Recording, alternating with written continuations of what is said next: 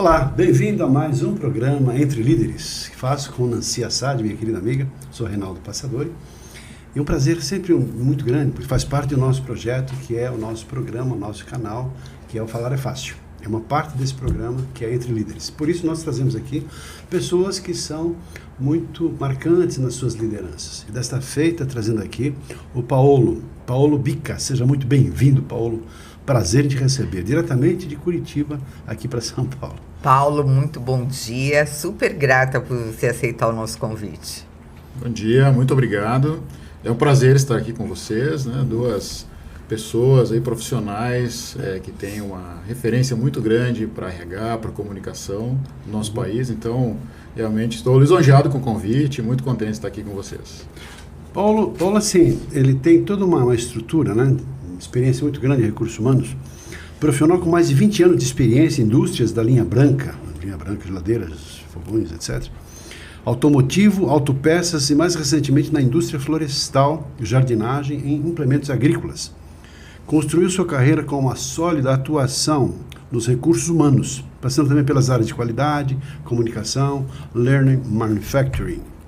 Atualmente diretor de recursos humanos da Oregon Tool, na região do Paraná.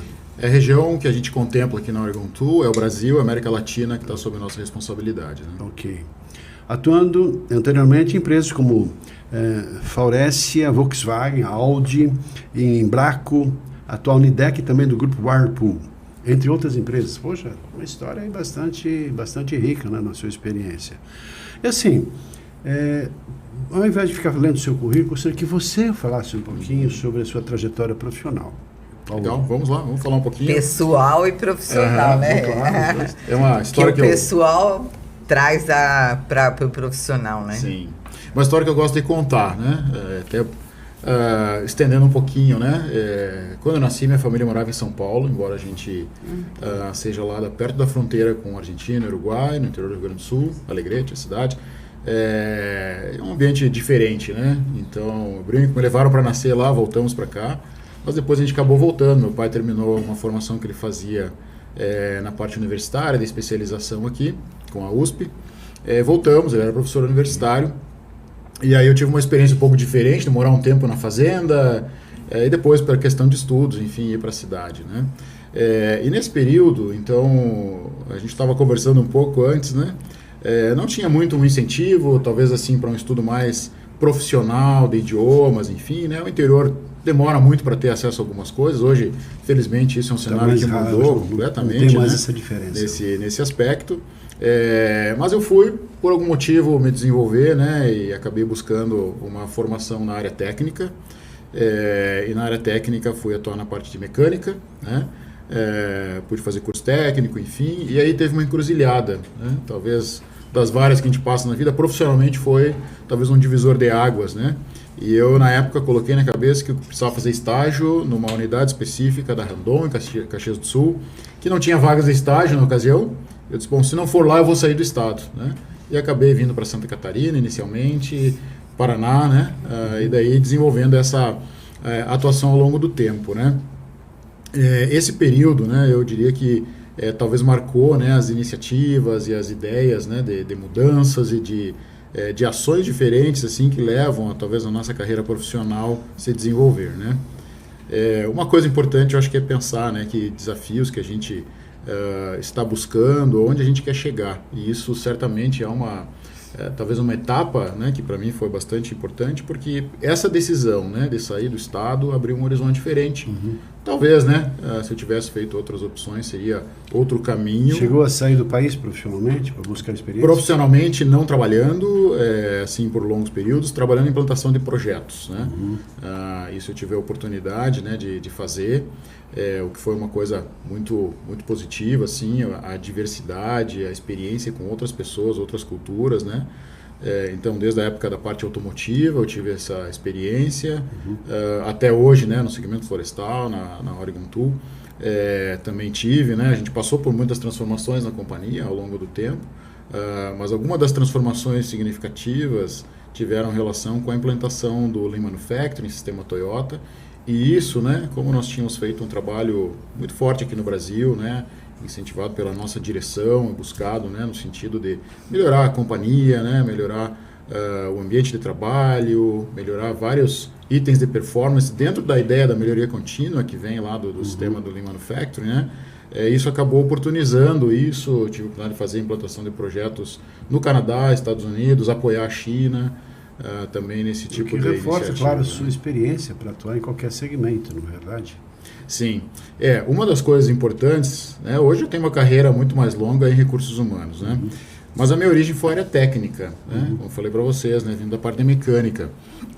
Engenheiro, foi formação em engenharia? Técnico na área de mecânica. Né?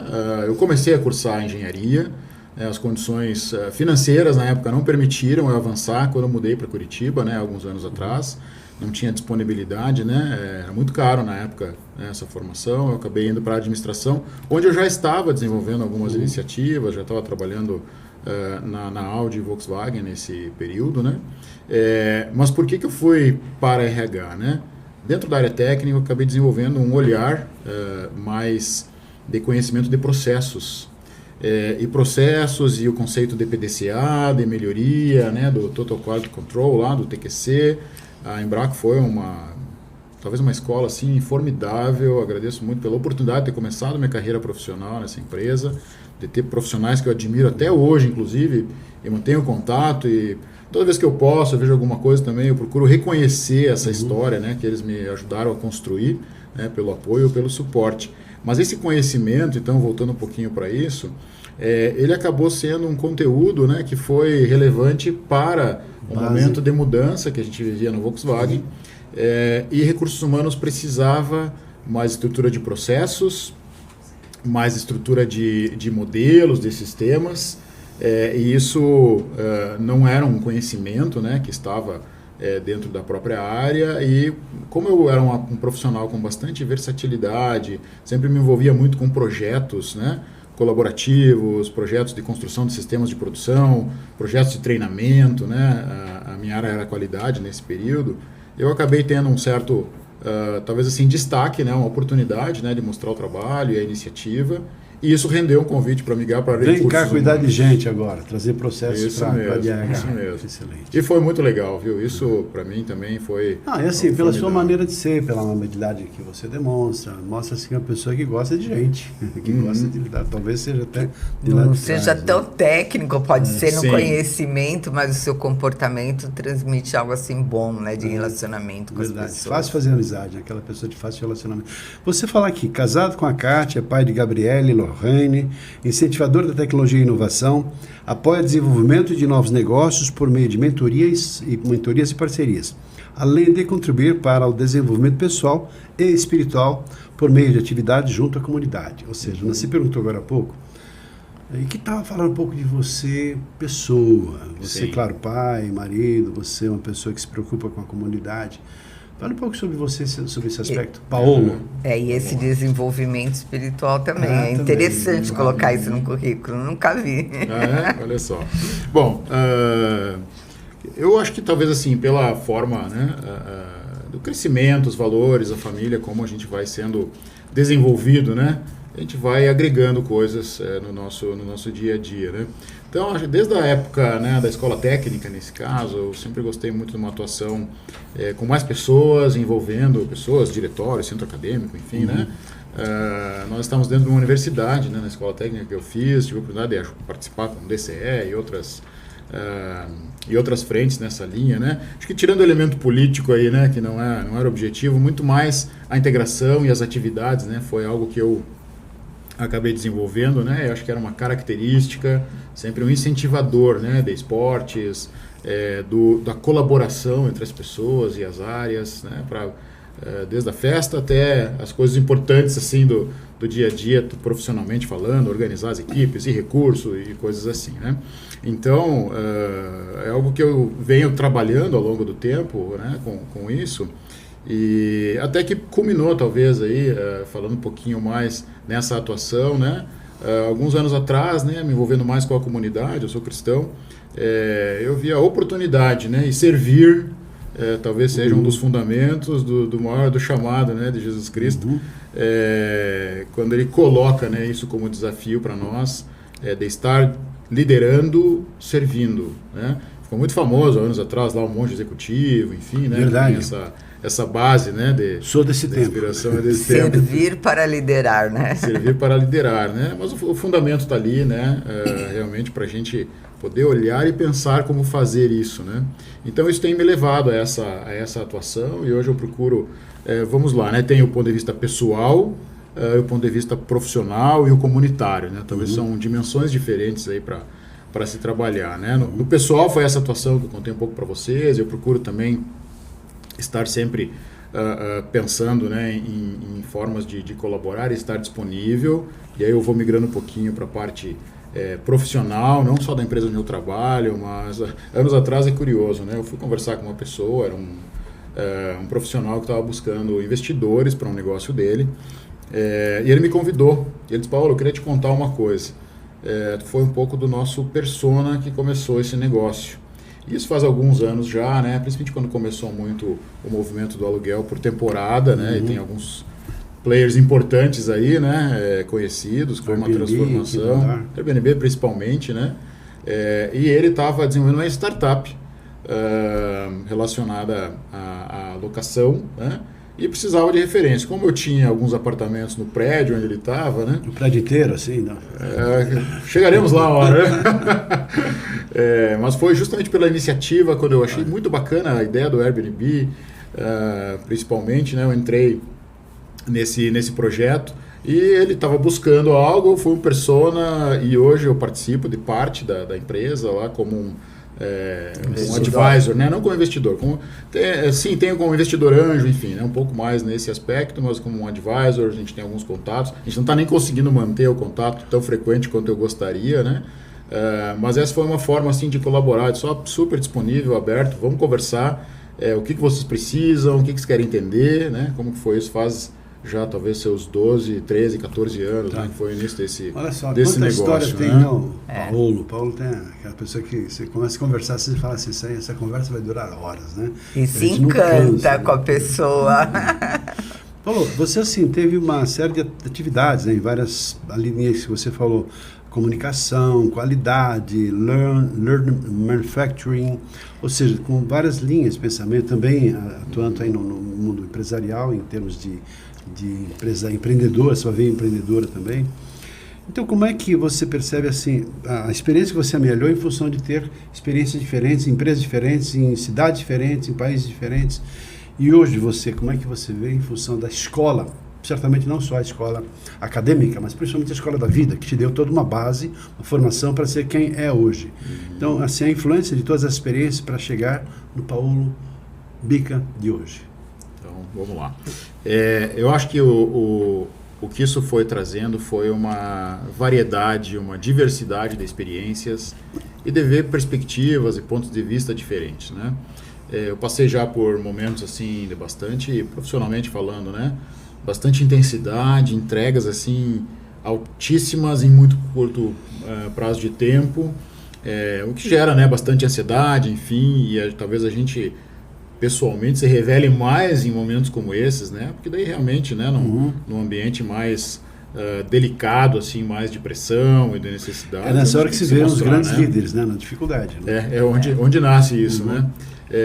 Então, isso talvez foi parte, né, daquilo que eu fui vendo e aprendendo, ver como cada um se comportava, como cada um saía daquele momento, né? Eu contei um pouquinho da minha experiência profissional inicial, né? Eu saí daquela empresa que eu comecei a minha carreira, fui para um fornecedor, tivemos algumas dificuldades e foi muito legal porque daí um líder, né, dessa empresa onde eu comecei a minha carreira profissional me chamou um dia e disse: vamos estruturar um trabalho aqui. Talvez foi uma das coisas assim, que eu vi muito legal assim, no sentido de colaborar, né? Estamos aqui, somos parceiros, juntos, né? Juntos. E deixa eu usar o que eu conheço, o que eu sei, para fazer tu crescer mais, tu aumentar o teu conhecimento e contribuir mais. Vai ser bom para onde tu está, é bom para nós como clientes, né? É uma referência realmente muito positiva, assim, e carrego bastante esse trabalho, né? Mas em vez de, talvez, criar, né, só um ambiente de atrito, de dificuldades, as pessoas realmente buscam soluções. Eu acho que essa talvez foi uma das coisas que eu mais vi positivamente, né? Claro, a postura, a forma de fazer as coisas também é essencial na parte automotiva. Eu tive uma diretora alemã, extremamente dura, assim, no jeito de tratar. Não acredito. Super. Mas é uma mulher, né? Devia ser doce. Uma alemã doce. É doce, mas não. Doce quando estava feliz, né? Mas assim, extremamente intensa, mas num nível assim de profissionalismo, de excelência, de exigência, de buscar alternativas e ideias, que para mim também foi uma das coisas transformadoras. Foi talvez o momento onde eu tive mais, inclusive assim, diversidade de atividades, né? Eu acabei conduzindo e ajudando a implementação de um projeto, onde eu fazia uma parte de relações públicas, governamentais, finanças, trabalhando em RH já, né? Finanças, orçamento, treinamento técnico, junto com alguns colegas, né? Que a gente estava alavancando esse negócio. E assim, ali era necessário aprender muito rapidamente aquilo que era necessário colocar em prática, né? E foi muito intenso realmente. Eu ainda fazia faculdade na época, né? Então foi uma experiência muito nova. E agradeço porque foi sim uma exigência extremamente alta, é verdade. Mas aquilo foi uma das coisas transformadoras, assim, no sentido da diversidade. E daí que eu, talvez assim, profissionalmente me moldei muito, porque daí eu comecei a ver o horizonte e enxerguei o RH estratégico. Talvez seja uma das coisas importantes aí. Isso. Então, no RH estratégico, deve ser um desafio, né? Você se comunicar com todos os níveis organizacionais. Você tem algum truque, alguma estratégia para você se comunicar do chão de fábrica até a autodireção? Sim. Ou já que você falou em processos, algum processo na manga aí do colete para usar quando precisa? Vamos lá. Vou trazer aqui. Eu diria que assim, principalmente entendimento da linguagem e das necessidades, né? Eu diria que esse é um dos aspectos essenciais. A gente não vai poder conversar na fábrica da mesma forma que a gente conversa, talvez, com o nível executivo ou com o conselho. Embora muitas vezes vai comunicar a mesma coisa, né? Vai estar tratando a mesma coisa. Mesmo tema. Mas tem que adaptar, né, a forma que a gente conversa e como a gente trata, as informações que a gente vai dar, né? O nível do detalhe, enfim. Vindo da área técnica, eu confesso que é um desafio, porque a área técnica geralmente a gente vai mais, né? É o número, é o detalhe, é o ponto, é a vírgula que tem que tá correto, enfim. Isso talvez foi uma das mudanças aí que eu tive que me adaptar, né? Vindo dessa área. Eu trabalhei com metrologia, trabalhei com laboratório, então daí é extremamente específico, né? Quando faz um teste, está certo, está fora, está dentro do parâmetro, não está? E isso foi uma das transformações assim, que foi necessário, mas realmente adaptar a linguagem para aquele público. O que é a necessidade? Entender, né? Um profissional, né? que está num conselho, numa direção, enfim, na gestão, uma área administrativa, tem demandas diferentes do que uma pessoa que está na fábrica, né? A gente vê muito pós-pandemia, né? A própria necessidade que houve, trabalho remoto versus o trabalho presencial, né? Quem está na fábrica não tem essa opção, né? Não. Então a gente tem que estar preparado para lidar com as necessidades, com as dificuldades e com as demandas que aqueles profissionais têm. E o trabalho, enfim, administrativo, outro ele tem mais versatilidade, permite outras coisas, né? Então é uma das coisas que a gente tem que olhar com o devido cuidado, né? Devido carinho. Paulo, você trouxe aqui, nós lidamos aqui com comunicação. Duas coisas. Primeira delas, falamos lá da questão do alemão, né, nessa estrutura. Fui uma vez conversando lá com o senhor Jansen, que era o vice-presidente de recursos humanos da Volkswagen. Estava negociando lá uma palestra que ele queria me contratar para fazer, mas queria me conhecer. Então fui lá conversar com ele. E conversa vai, conversa vem, uma pessoa encantadora, falando e tal, mas o estilão dele, o jeitão dele. E no final da conversa ele falou assim: professor Reinaldo, o senhor tem, nós estamos contratando o senhor para fazer uma palestra com toda a nossa diretoria, inclusive o diretor-presidente que vem da Alemanha para participar dessa reunião, ia ser lá na fábrica de motores da Volkswagen, lá em São Carlos, e seria lá a palestra, e o senhor tem 29 minutos para fazer a sua palestra. Eu entendi o recado. Ou seja, que a questão da rigidez, da estrutura, e está tudo bem. Fiz em 29 minutos, no final acho que ele gostou mais do tempo do que do conteúdo da palestra. Estava assim, olha, ele fez até positivo porque foi a excelência para ele. Mas são detalhes. E outro aspecto também em relação a essa maneira que você traz como um dos segredos da comunicação essa adaptabilidade, essa flexibilidade, que tem a ver com empatia, tem a ver com amor ao próximo, tem a ver com tolerância, tem a ver com flexibilidade, tem a ver com aceitar o outro do jeito que o outro é, e calibrar a maneira de falar, não só o conteúdo, mas principalmente a forma de falar, de acordo com as pessoas. Isso é o que tem assegurado um grande sucesso, não só na questão de gestão, mas também comunicadores, líderes, palestrantes, pessoas que acabam envolvendo tantas outras pessoas, né? A palavrinha mágica é empatia. Algumas pessoas dizem empatia é se colocar no lugar do outro. Impossível se colocar no lugar de uma outra pessoa. Talvez mais profundamente se colocar no lugar da alma, com compaixão, entendendo profundamente o porquê a pessoa age daquele jeito, as atitudes, os comportamentos que ela tem daquela forma e o que está por trás disso, né? Isso exige então um pouco dessa acuidade sensorial perceptiva para ter essa profundidade de percepção em relação a cada tipo de pessoa, em cada situação, em cada contexto. O que certamente fez e faz de você uma pessoa tão bem sucedida como é. Para isso, né, acho que tem ferramentas também, né, que a gente tem que considerar. Aí o lado técnico, né, que tem as ferramentas, os processos. É olhar assim que existe, eu acho que uma das coisas, principalmente assim nessa parte de grupos, né, que é muito usado, né, realmente em RH, é tentar relacionar o nosso perfil comportamental com alguma ferramenta e como que esse grupo interage. Isso para o líder, eu diria que é talvez um dos papéis fundamentais, né? Porque ele vai saber tratar melhor com os seus subordinados, enfim, com as pessoas da sua equipe, com os seus pares. Isso já é algo que a gente deve procurar praticar no dia a dia, estar mais vulnerável, até falar, né, sobre essas características, né? Talvez a escola muito do passado, isso era mais restrito, enfim, né? Curioso que um dia, inclusive eu estava em uma das empresas que eu trabalhei, né? Eu tinha saído da área, fui para outra área, eu estava indo embora, o meu chefe estava fazendo um 5S lá, né, uma limpeza, reorganização, veio me deu um dossiê assim. Toma aqui, Paulo, isso aqui é teu. Era o meu dossiê de avaliação para entrar naquela empresa. Super confidencial, está aqui, teu presente, pode usar, vê o que tu quer fazer com isso aí. Então, mas o que eu vejo, assim, às vezes o líder, pelo menos nós trabalhamos também com comunicação para alta liderança, né? A gente trabalha falar com a imprensa, trabalha a rede social, trabalhar a comunicação interna, tem técnicas e estratégias. E o que a gente às vezes observa que não é todo líder que tem jeito para falar com o subordinado, né? Eles preferem que o RH faça isso, né? Que o RH tenha as suas regras, as suas normas, as suas formações. Você passou por isso? Eu passei e passo ainda, viu? Mas eu acho que aí tem uma consideração importante para falar. Sem dúvida, né, que a gente entender o público e adaptar a mensagem é um fator importante e talvez até um pouco mais pessoal. Cada líder tem que desenvolver o seu jeito, a sua forma de conseguir se comunicar, porque ele também tem que estar à vontade, né? Acho que é importante o líder, você estar à vontade para fazer essa conversa, essa comunicação. Então, o que eu vejo, né? As pessoas, elas têm um receio, muitas vezes, de dar uma mensagem que ela não é exatamente aquilo que queria ser transmitido pela companhia, pelo gestor da área, pelo diretor, pelo CEO e assim por diante. Isso gera uma insegurança. Trabalhar as pessoas para isso, né? Desenvolvendo, praticando, a gente usa muito, né? Hoje, onde eu estou, na Oregon Tool, ferramentas de prática, de simulação, os roleplays aí, mais conhecidos, né? Nos nossos exercícios para liderança, nos nossos programas de desenvolvimento.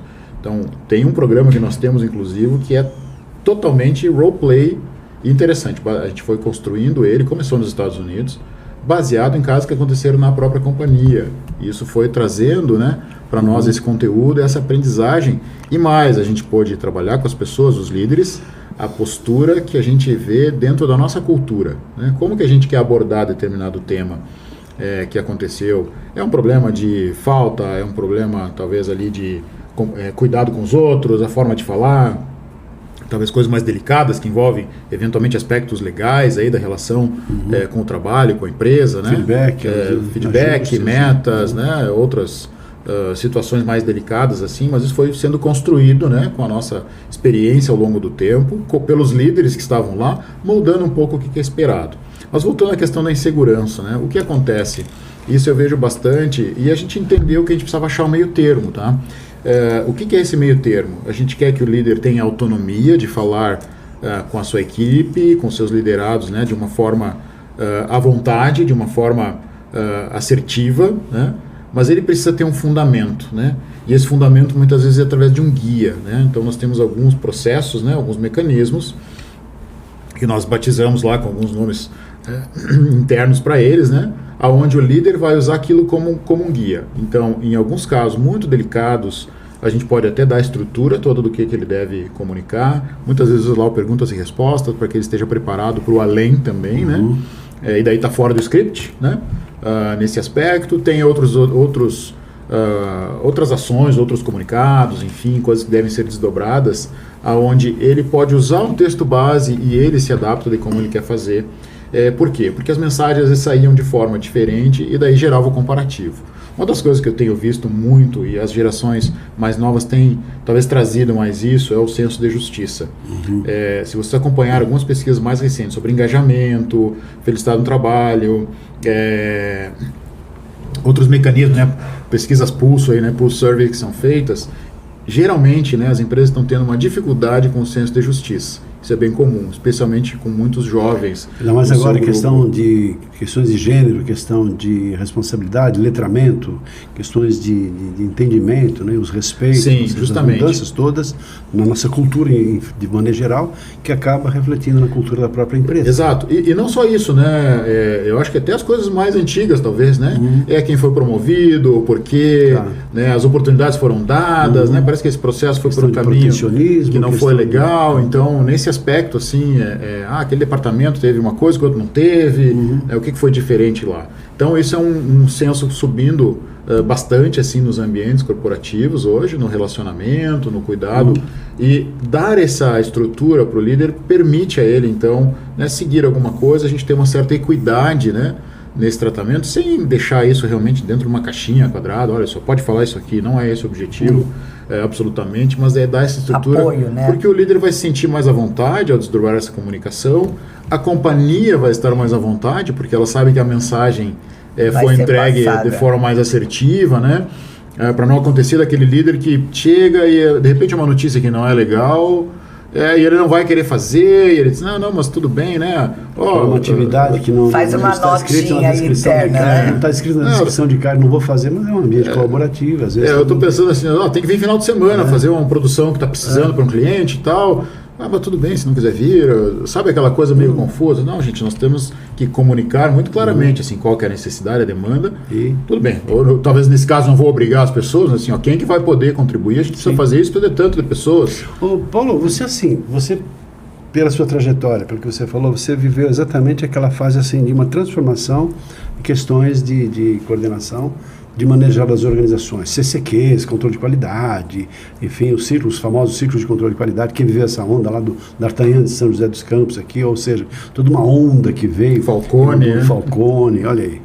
E depois, assim, a própria estrutura de recursos humanos, que deixou de ser o Gerubal, Pascoal, o coordenador do pessoal, o chefe do pessoal, ou seja, aquele profissional de recursos humanos que apenas cuidava de folha de pagamento de salários, mas não tinha essa visão estratégica que tem hoje. Então você não só participou, mas de alguma maneira você também foi artífice para que muitas mudanças acontecessem em função da sua inventividade, criatividade, do seu estilo.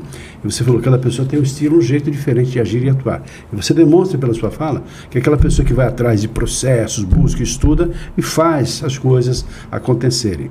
Então, o que eu gostaria de saber, assim, na sua visão, a evolução de recursos humanos, da área de recursos humanos, na valorização e hoje fazendo parte do board da empresa para tomar decisões, fazer escolhas, ou seja, o papel, a importância do profissional de recursos humanos. E daqui para frente ainda, levando em consideração todas as mudanças pelas quais estamos vivendo nesse momento aqui com a inteligência artificial, muitas mudanças em todos os processos, aí volta para trabalhar em casa, home office, agora estamos voltando porque agora mudou o mundo, ou seja, mudanças bastante rápidas em função de pandemias, em função de tantos problemas ou dificuldades. O nosso sistema, por exemplo, educacional, financeiro, econômico, político aqui em nosso país também, que interfere de uma forma direta e indireta em empresas que vêm ou deixam de ficar porque não tem mais interesse. Ou seja, é uma mudança bastante grande. O que exige, então, principalmente do profissional de recursos humanos, essa adaptabilidade. Mas temos do que você desenvolveu até agora e daqui para frente, como é que você vislumbra a atuação do profissional de recursos humanos? Sim. Eu diria que cada vez mais ligado ao negócio, tá? Nancy e Reinaldo, é realmente assim fundamental que o profissional de recursos humanos entenda como que aquela companhia gera valor nos seus produtos, né, através da venda, enfim, né, como que aquilo acontece, como que ela gera valor para a sociedade também, né, e acho que esse é um elemento chave, importante. E aí o profissional de recursos humanos tem uma visão mais holística, né, de conectar gente, pessoas com negócios, né, com stakeholders, né, com todo o ambiente que envolve o lugar onde uma empresa está, ou a região, ou o país, ou o que seja, o produto que ela faz, né. Então eu diria que essa visão ela vai ter que ser mais e mais aprimorada ainda, né. Aquele profissional que talvez ainda fique muito preso a uma coisa só, né, sem conseguir enxergar de uma forma mais ampla, ele certamente vai ter dificuldades aí de desenvolver mais a sua competência para esses novos tempos. Tecnologia, né? RH algumas vezes se depara assim com uma situação, poxa, mas eu queria fazer junto, pessoalmente. Não, mas a tecnologia vai nos ajudar para fazer outras coisas. Aonde que a gente faz junto pessoalmente e agrega valor para essa atividade, enriquece o conhecimento, enriquece as atividades, a gente investe nesse modelo. Aonde não for, a tecnologia tem que ser nossa aliada, né? E óbvio, né, a gente trata com dados de pessoas, com sentimentos, com outras coisas, a gente tem que ter todo o cuidado para isso também, né, no acesso aos dados, informações, quem vê, quem está manipulando aquela informação, com certeza, né, um dos pontos delicados. Mas essa adaptabilidade, Reinaldo, ela não terminou ainda. Eu diria que talvez ela está... Ela não vai parar nunca. Ela nunca vai parar e ela está numa crescente, né? Você pode, às vezes, evolui, depois volta e vai se adaptando de acordo com o mundo, né? E RH tem que ser um direcionador, né? Tem que ser o suporte, né? A gente fala sempre ao longo do tempo, né? O RH como um guardião de cultura, de valores da companhia. Ele lida com gente, né? Ele não está sozinho nisso também, né? A gente precisa de toda a liderança. Mas o RH tem que sensibilizar a liderança para que isso seja realmente instrumento vivo, né? Que a empresa possa, né, cultivar aquilo que ela declara, que não seja só um quadro na parede, mas sim algo, né, que é um organismo que está se mexendo e esses valores eles têm fundamentos, mas eles precisam ter muitas vezes uma adaptação para se entender, né? Como que eu trato determinadas situações, enfim, a gente brinca muito que a RH é meio que um terreno cinza, muita coisa depende, né? Não tem uma resposta preto no branco, né, mais ou menos. Existe sim um horizonte que eu preciso olhar, como que isso afeta os meus valores, como que afeta os meus colegas, a liderança, a companhia, a comunidade, né, quando tem alguma situação. E esse é o perfil do profissional de RH que precisa continuar se desenvolvendo, sem deixar, né, de lado, né, o aspecto de que sim, tecnologia e outras coisas são fundamentais, mas a gente está tratando com pessoas e as coisas vão acontecer através das pessoas, né? O bom uso da tecnologia, o bom uso de processos, a eficiência das coisas vai vir através das pessoas, né? Se a gente não tiver esse papel e olhando para isso, não, agora tem uma máquina que faz, ou tem uma inteligência artificial que resolve o meu problema, enfim, ela não vai ter o valor, né? Algumas inteligências artificiais, inclusive, elas não têm bloqueio, né? Não tem limite de valores, talvez morais, né? Não sei se vocês tiveram a oportunidade de olhar um pouquinho, né? Algumas, dependendo da origem da inteligência artificial, né? E como ela foi construída, ela talvez não tenha nenhum bloqueio, né? Moral, enfim. Não tem valores. Esse é o ser humano tem que fazer, está né? por trás, é verdade. Para isso. Isso realmente eu acho que é talvez a coisa mais importante desse olhar. Antes de você falar de comunicação, você me deu um presente, deu pra gente uma lembrança, um brinde da empresa que você trabalhou. Fiquei feliz de receber uma caneca. Para começar, ela é pesada, você tem que ter, e assim, uma boa lembrança que trouxe assim para deixar pra gente. E do outro lado da caneca tem assim a marca, etc. De um lado, do outro lado tem assim os valores principais da Oregon Tools. Quais são esses valores? E o que eles de fato representam? Porque é difícil chegar numa questão. Quais são os valores fundamentais? Da mesma maneira, nós, como pessoas, seres humanos, temos o nosso propósito. Qual é o seu propósito? Quais são os valores que dão alicerce para esse propósito?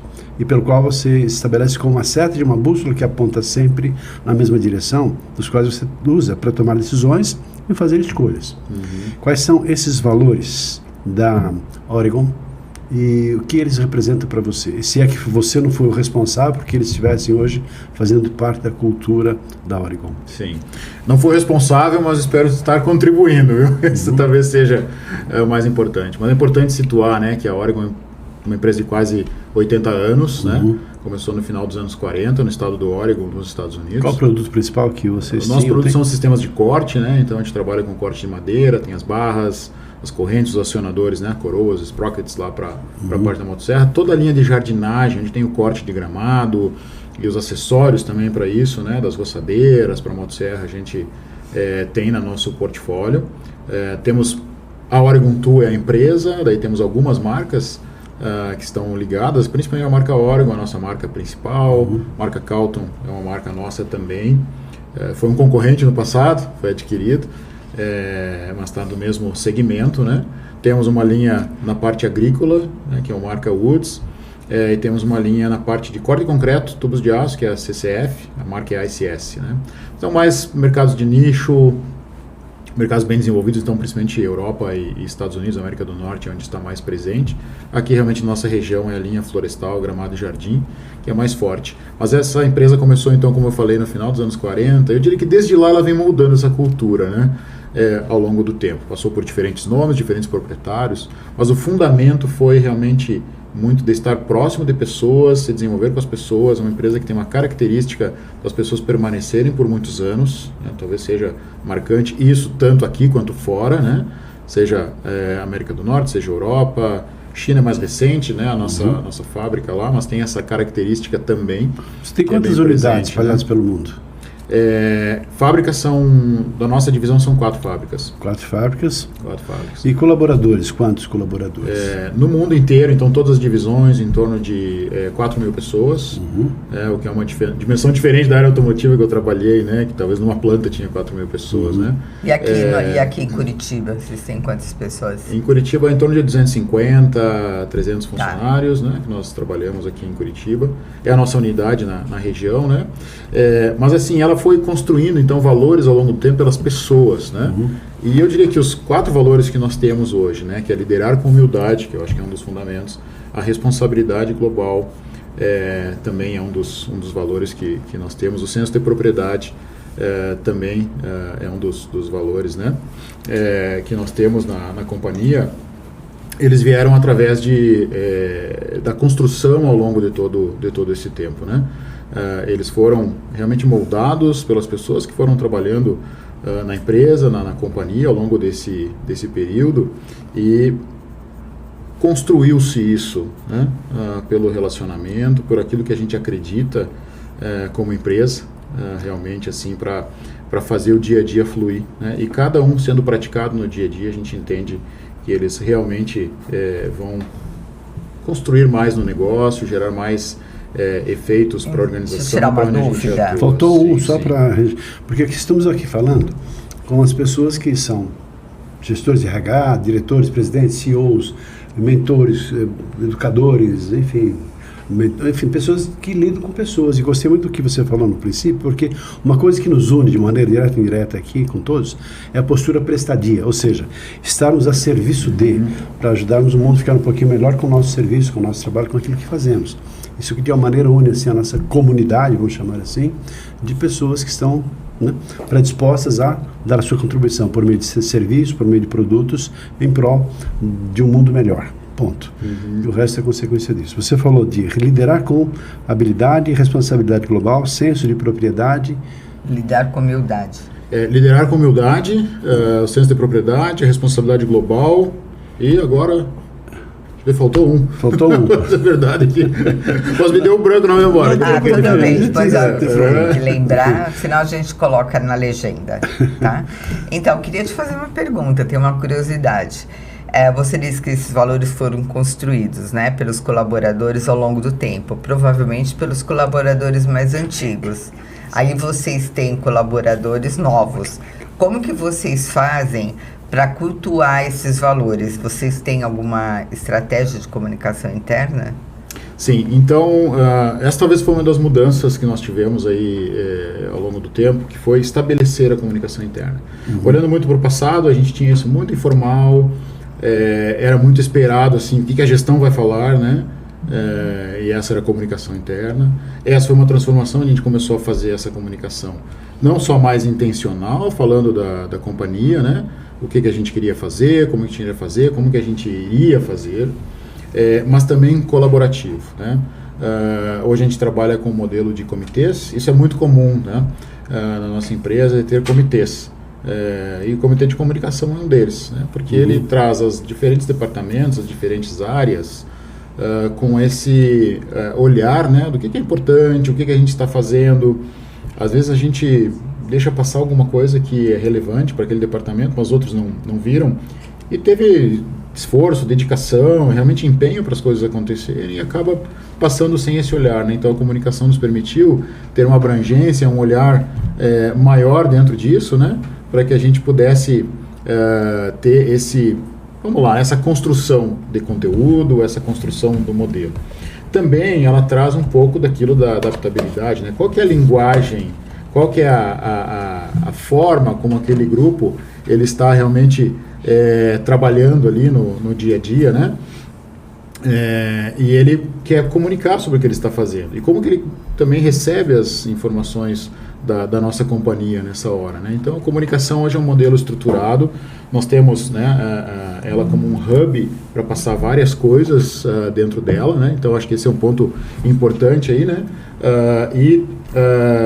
A gente consegue, né, com isso fazer um trabalho onde a gente contempla todas as frentes, né? O que a companhia comunica, como que ela comunica, o que as pessoas querem trazer e compartilhar, né? E claro, resultados também a gente aborda dentro da comunicação de uma forma estruturada para que as pessoas tenham a visibilidade, o que está acontecendo, para onde está indo, a frequência, né? Na corporação é chamado de town hall, a gente usa aqui mais como reuniões de departamento, a gente chama de fique por dentro, de fato, né? O nome que nós adotamos, para que ele traga essas informações. E a gente faz isso em momentos diferentes, às vezes é só o líder da equipe, às vezes é com o grupo de gestão. Nós descobrimos ao longo do tempo que assuntos mais delicados, enfim, as pessoas ficam mais à vontade de tratar com o seu líder em grupos menores. Ou individualmente. Ou individualmente. A gente tem a reunião one-on-one, para nós é um dos pilares, um dos fundamentos que a gente adota já há alguns anos, e foi transformadora realmente essa ação. E nós começamos o one-on-one, até a gente talvez foi um pouco além até do que se buscava, né? Nós começamos o one-on-one, era 90% do tempo era para a pessoa e 10% para o gestor, né? Hoje a gente buscou um equilíbrio maior, enfim, e ali assim muitas coisas se resolveram e se perceberam através desse período, né? De conversa, enfim. Então hoje está mais equilibrado, então tem o tempinho do gestor. Eu lembro que tem um gestor que fala 25 minutos é teu, 5 minutos é meu aqui. nesse equilíbrio aí, né, para isso. Mas são esses instrumentos. Então descobrir essa proximidade de conversar com as pessoas, contar os resultados, contar as dificuldades, entender qual que é o tamanho do grupo que a gente vai envolver por uma determinada situação e o que a gente vai comunicar. E nós temos trabalhado muito em algo que talvez assim para alguns seja mais comum, mais tradicional, né? Mas acho que como brasileiros a gente ainda tem que exercitar muito mais a cultura do reconhecimento. Então a gente tem incentivado, seja nos nossos instrumentos como intranet, enfim, seja nas reuniões ou nos programas, fazer o reconhecimento. E às vezes são coisas simples, tá? Que geram realmente um movimento, um engajamento, né? Exatamente. O Gallup, né, que é muito tradicional, e só para complementar essa parte, o Gallup já há muitos anos, né, e foi um dos primeiros, talvez, institutos ou grupos, né, a pesquisar mais, né, sobre pessoas e a interação com o trabalho. Ele falava, né, uma das perguntas que eles tinham, aquele famoso Key 12, né, eu fui reconhecido pelo menos uma vez nessa semana pelo meu líder, enfim, por alguém dentro do trabalho que eu fiz. São coisas ordinárias às vezes, né? Umas coisas importantes que fazem a diferença para cada um aí, né? Então, liderar por humildade é um ensinamento cristão. A companhia tem algum fundo cristão ou foi por um acaso que isso surgiu? Eu diria que é por um acaso, né? Assim, talvez lá no fundamento realmente da companhia, na fundação, né, pela região, nós temos um proprietário da empresa lá dos anos 50, ele comprou do fundador, né, mas foi o que a gente chamou muito tempo um arquiteto cultural da empresa, né? Ele era um cara muito envolvido assim com a parte, né, filantrópica e apoiar também algumas iniciativas. Então né? É um princípio dele, Isso, né? um princípio dele, mas eu diria que talvez ele tinha uma base também dentro disso. Mas eu diria que assim, o principal eu acho que é pelo relacionamento e cuidado com as pessoas. Né? Eu acho que liderar com humildade é algo que a gente tem que praticar no dia a dia. Uma verdadeira aula que nós tivemos hoje aqui e infelizmente chegamos ao final do nosso tempo. Nós temos que encerrar, né? Mas olha só, que coisa bonita. Eu fiquei muito feliz de te receber e ouvir tantas coisas bonitas e profundas que você trouxe aqui, notadamente para quem é gestor, para quem lidera, para quem lida com pessoas, não é? Uma verdadeira lição, com tanto conhecimento e principalmente com sabedoria. E outra, uma grande habilidade de comunicação. Nós lidamos com pessoas no sentido de ajudá-las e apoiá-las a desenvolver essa habilidade. Treinamos aqui para a nossa empresa, mais de 120 mil pessoas passaram por aqui, de grandes organizações, no desenvolvimento dessa habilidade. E a Nancy tem uma agência também lidando com o aspecto que do trabalha marketing, com comunicação. E muitas coisas que você falou aqui faz parte também da comunicação corporativa, né? Então eu gostei muito de te ouvir, foi uma verdadeira lição. Legal. E também muito interessante a forma de gestão e governança que vocês têm, né? Humanizada, bem interessante. Paulo, bacana. O espaço, a câmera é sua para você deixar aqui algum recado para essa moçada que está chegando agora, para esse pessoal que está querendo crescer, se desenvolver, está meio perdido nesse mundão de Deus aí. Para algumas pessoas, o mundo como a gente vive hoje é assustador. E para outras pessoas, assim, um mundo de oportunidades, né? De novas perspectivas, de mudanças bastante significativas. Cada um tem um jeito diferente de o encarar. Mas qual a sua sugestão e recomendação para essa moçada que precisa de um pouco mais de um conselho, uma orientação de uma pessoa tão experiente, tão sábia como você? Legal, vamos falar. Antes, deixa eu retomar uma coisa, já que agora temos uma dica, né? Mas falando um pouquinho dos valores, né? Então, eu falei naquele momento que nós temos, né, a liderar com humildade, que a gente explorou um pouco nesse período.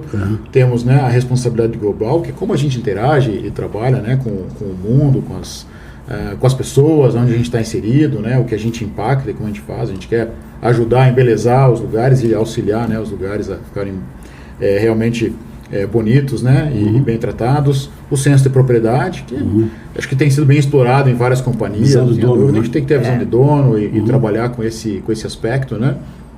E também o espírito pioneiro, né? É esse que eu queria comentar também, até porque a base dele vem lá do nosso fundador, do Joy Cox, lá no final dos anos 40, né? Que viu, né, a larva da madeira lá cortando a madeira e entendeu que aquilo poderia ser realmente um produto, né? E acabou desenvolvendo, então, o nosso aí entra novidade, né? entra criatividade, inventividade, né? Exatamente. E a gente vem ao longo de quase 80 anos aí procurando inovar dentro do nosso produto. Interessante, né? Com adjacências, enfim, mas o fundamento é esse. Agora, falando para as pessoas... Antes disso, deixa eu fazer uma correção aqui, porque eu me dei conta de que em algum momento eu falei assim... Você pega assim, dessa informação, uma sugestão, uma orientação que você tira da manga do colete. Espera aí, colete não tem manga. Não tem manga, né? Mas eu entendi.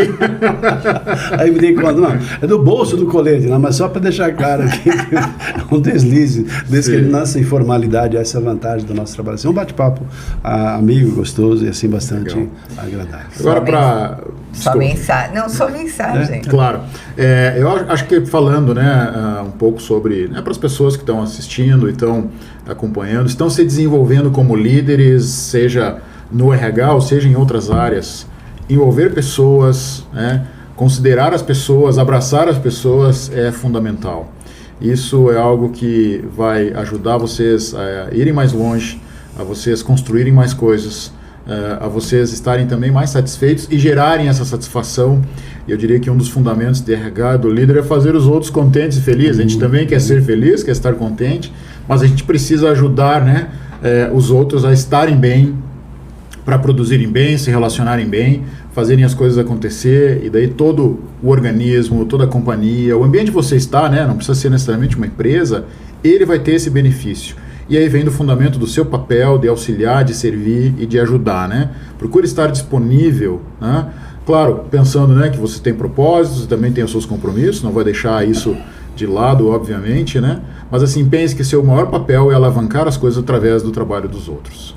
Excelente. Então, nós agradecemos muito a sua participação, foi uma alegria imensa ter você aqui conosco. Muito obrigado. Eu tenho expectativa que você leve da gente aqui uma ótima impressão. Não é claro, mas tem uma expectativa, vai que, não é? Mas assim, muito prazer em te conhecer, em te receber. E assim, não só o conhecimento, mas a maneira como você fala, todo um processo, sugestões, orientações. É um professor. Quero te agradecer então pela sua participação no nosso programa Entre Líderes. Muito obrigado. Muito obrigado.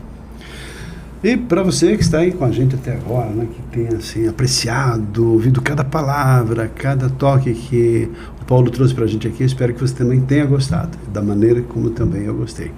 Ficamos por aqui, Nancy, muito obrigado. Então, nós agradecemos muito a sua audiência. Se você gostou, dá o seu like, compartilhe e se inscreva no nosso canal. É um prazer ter você conosco. Um abraço e até o nosso próximo programa. Tchau. Tchau.